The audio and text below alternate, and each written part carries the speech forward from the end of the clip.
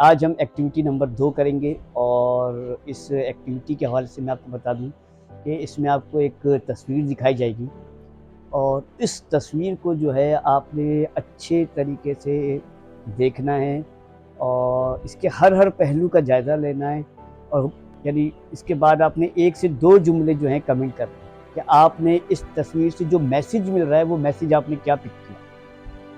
تو اب میں آپ کے سامنے یہ تصویر لا رہا ہوں، اس تصویر کو دیکھیں، اور جو میسیج اس تصویر میں دیا گیا ہے اس کو آپ پک کریں اور 1 سے 2 لائنوں میں بتائیں۔ جی، یہ رہی تصویر۔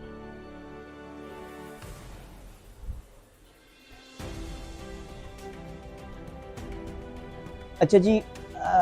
اس تصویر کے حوالے سے کچھ کمنٹس آئیں، اور وہ کمنٹس میں آپ کو پڑھ کے سنا دیتا ہوں کہ وہ کیا کیا کمنٹس ہیں۔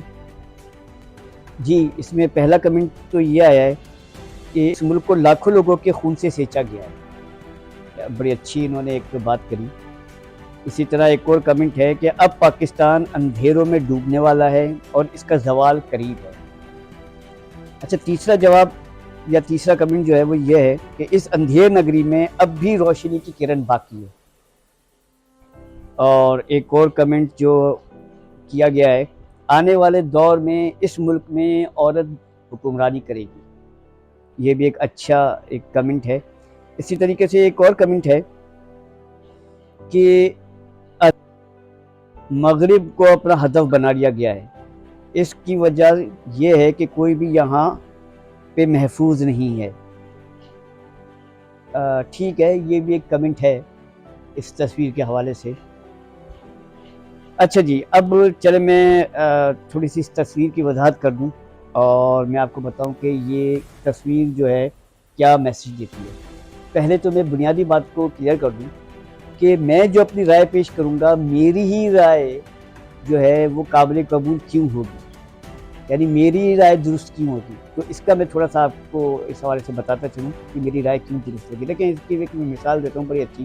مثال کے طور پہ آپ جو ہے ایک اسٹیٹمنٹ دیتے ہیں کہ عورت بس سے باہر ہے، تو اب اس کو سمجھنے والا کیا سمجھتا ہے اور سمجھنے والا کیسے سمجھتا ہے؟ ہو سکتا ہے سمجھنے والا اس کو یہ سمجھے کہ عورت جو ہے ایک بے قابو ہو گئی ہے، اس کی عورت بس سے باہر ہے۔ اچھا، یہ بھی ہو سکتا ہے کہ آپ نے جو یہ اسٹیٹمنٹ دیا ہے وہ ایسے موقع پر دیا ہے کہ جب آپ خود بس میں بیٹھے ہوئے تھے اور ایک خاتون جو ہے وہ باہر تھیں اور بس چلنے والی تھی، تو آپ نے کہا کہ عورت بس سے باہر ہے۔ تو یہاں پہ ٹھیک آپ کی بات کو ٹھیک سمجھنے کے لیے نمبر 1 سب سے پہلے تو مجھے اسٹیٹمنٹ کو عورت بس سے باہر ہے تو میں کانٹیکسٹ سے ہٹا دوں تو شاید میں کچھ اور معنی بھی لے جاؤں، اور پھر کچھ معنی لے جانے کے بعد میں اپنی بات آپ کے منہ میں جو ہے وہ ٹھوسنا شروع کر دوں کہ جناب عورت بس سے باہر ہے، عورت تو بے قابو ہو گئی ہے اور آپ نے انہی معنوں میں لیا ہے، جبکہ آپ جو ہے، اور یہ والی بات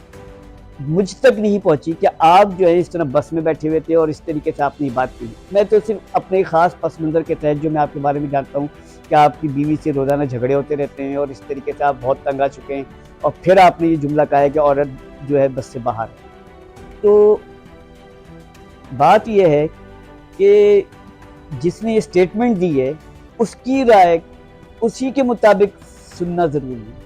یعنی میں آپ کے اسٹیٹمنٹ کو اپنی من مانی تشریح دے دوں تو یہ بالکل غلط ہوگا۔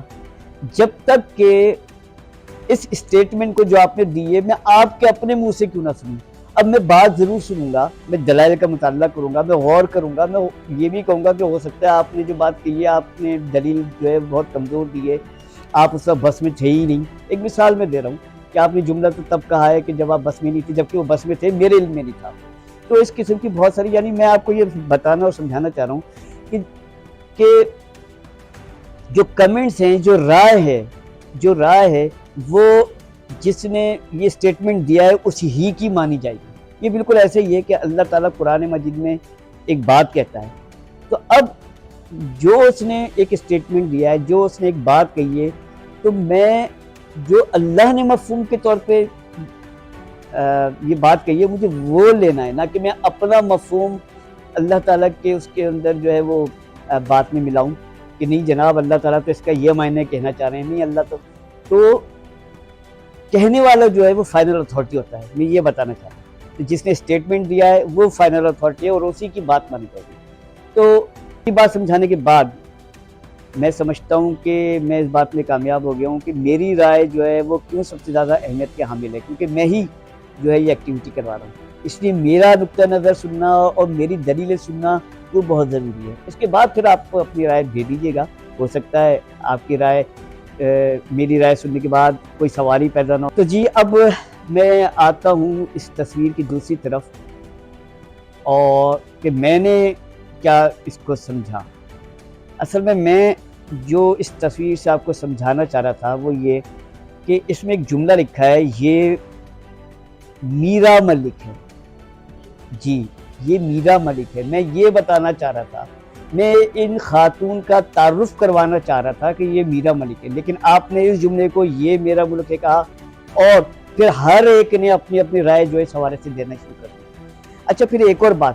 میرا ملک، اچھا پہلے میں میرا ملک کے حوالے سے بتا دوں۔ میرا ملک ایکچولی جب آپ اس کو گوگل کریں گے تو آپ کو ٹاپ آف دا گوگل میرا ملک کا نام ملے گا، اور یہ بیسیکلی ایک انگلش فلم کی مووی ہے جس کا ایک کریکٹر ہے میرا ملک، اور یہ بیسیکلی ایک انگلش مووی ہے، اور بلیک لسٹ فلم کا جو ہے وہ کلپ ہے، اور بلیک لسٹ فلم کا یہ کردار ہے، اور اس کے اندر میرا ملک جو کردار ہے وہ ایک CID آفیسر کا انہوں نے نبھایا ہے۔ تو اچھا یہ کردار اتنا مشہور ہوا کہ گوگل پہ ان کا جو اصلی نام ہے وہ اتنا اوپر نہیں آیا جتنا کہ یہ میرا ملک کا نام اوپر آ گیا۔ یہ بالکل ایسا ہی ہے جیسے مومو کا نام اگر آپ گوگل کریں گے تو سب سے پہلے مومو جو ہے بلبلے والی مومو اسی کا آئے گا، نہ کہ ان کا جو اصلی نام اگر آپ لکھیں گے تو شاید ہو سکتا ہے ان کا اصلی نام کے ساتھ ان کی تصویر نہ آئے۔ تو کچھ کردار کبھی کبھی جو ہے وہ بڑے اہم بن جاتے ہیں۔ اچھا اب میں آپ کو ایک بڑی جو اہم چیز بتانا چاہ رہا ہوں اور سمجھانا چاہ رہا ہوں، اب وہ یہ کہ دیکھیں آپ اسے میرا ملک سے کوئی بھی متعارف نہیں تھا، تو آپ نے اس تصویر کو دیکھنے کے باوجود جو ہے آپ نے اس کو اہمیت نہیں دی، آپ نے یہ تک نہیں جانا کہ میں ایک تعارف کروانا چاہ رہا ہوں، کیونکہ آپ کا علم کم تھا اس معاملے میں، آپ نہیں جانتے تھے، تو جو کچھ آپ اور دوسری چیزیں جانتے تھے جیسے مینار پاکستان، کیونکہ ہمارے جذبات وابستہ ہوتے ہیں، ہمارے احساسات وابستہ ہوتے ہیں، ہمارے کلچر جو ہے وہ تک اس سے وابستہ ہوتا ہے جو ہمارے ارد گرد کا ہوتا ہے، تو ہم اسی کے تحت جو ہے پھر وہ رائے قائم کرتے ہیں۔ یعنی آپ نے دیکھا کہ مینار پاکستان ہے، جی یہ تو 14 اگست کی یاد ہے، یہ تو پاکستان بننے کی علامت ہے، تو آپ کے زیادہ تر کمنٹس اسی حوالے سے تھے۔ پھر ایک خاتون کے بارے میں تھا تو ایک نے بڑی اچھی بات کہی کہ عورت کی حکمرانی ہوگی، لیکن چونکہ وہ بھی مکمل طور پہ نہیں جانتے تھے اس خاتون کو، اس لیے وہ بھی اس حقیقت تک پہنچ ہی نہیں پائے کہ یہ میرا ملک ہے۔ انہوں نے بھی یہ میرا ملک ہی کہا، اور یہ کہا کہ اس ملک میں آئندہ جو ہے وہ عورت کی حکمرانی ہوگی۔ یعنی ہم کم علمی کی بنیاد پر یاد رکھیں، جان لیجئے، سمجھ لیجئے اچھی طرح کہ ہمارا علم اگر کم ہوگا تو ہم حقیقت تک پہنچ ہی نہیں سکتے، ہم ان جذبات اور احساسات اور اپنے ارد گرد کے ماحول میں ہی اٹکے رہیں گے جو ہمارے پاسٹ میموری کے اندر موجود ہے۔ یعنی ہمارے جو ایک خاص پس منظر ہے اس میں جو جو چیزیں موجود ہیں ہم اسی کے تحت چیزوں کو دیکھیں گے اور اسی کے تحت جو ہے وہ اس کا جو جواب دیں گے یا رائے قائم کریں گے۔ تو میں امید کرتا ہوں کہ تصویر کا جو دوسرا رخ تھا میں اپنی بات کو سمجھانے میں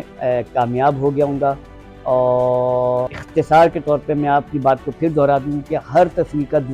دو رخ ہوتے ہیں، ضروری نہیں ہے کہ ایک رخ جو آپ کے پاس ہے وہی بالکل صحیح ہو سکتا ہے وہ کم علمی کی بنیاد پہ وہ رائے رکھی گئی ہو، اور یہ بھی ضروری نہیں ہے کہ جو چیز آپ کے پاس ہے وہی درست ہے اور جو کچھ دوسرے کے پاس ہے یا دوسرے کی رائے ہے یا دوسرے کا نقطہ نظر ہے وہی غلط ہے۔ تو امید کرتا ہوں کہ اس ویڈیو سے اور اس ایکٹیویٹی سے آپ نے اس حوالے سے بہت کچھ سیکھا ہوگا۔ اگر آپ کو یہ ویڈیو اچھی لگے تو اس ویڈیو کو فارورڈ کریں، لائک کریں اور اس کو آگے صدقہ جاریہ کے طور پہ پھیلائیں تاکہ ہم لوگ